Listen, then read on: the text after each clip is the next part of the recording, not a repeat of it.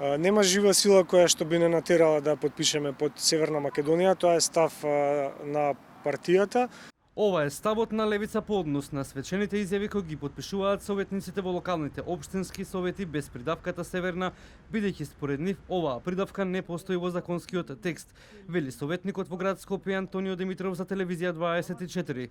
На ова возврати државниот секретар за локална самоуправа Кирил Платалов, кој за телевизија 24 вели дека левица го прекршила законот за локална самоуправа, па поради тоа најави дека град Скопје ќе се соочи со вонреден инспекцијски надзор.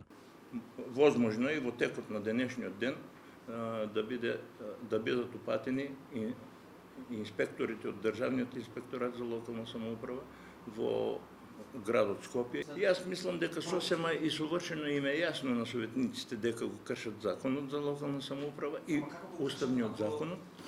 Се раководат според законот. Тоа ми е прашањето. Како го кршат? Па веќе спомнав дека согласно уставниот закон за примена на уставните амандмани, во сите прописи треба да се користи уставното име на државата.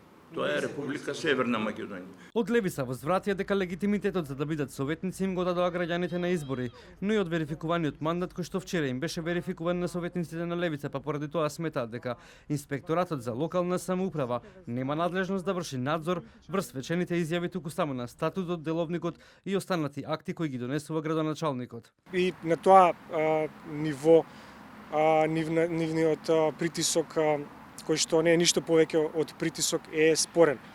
На нив им остануваат само две опции во овој случај, а тоа е да го променат законот со дветретинско мнозинство кој што го немаат и да го оспорат на Уставен суд.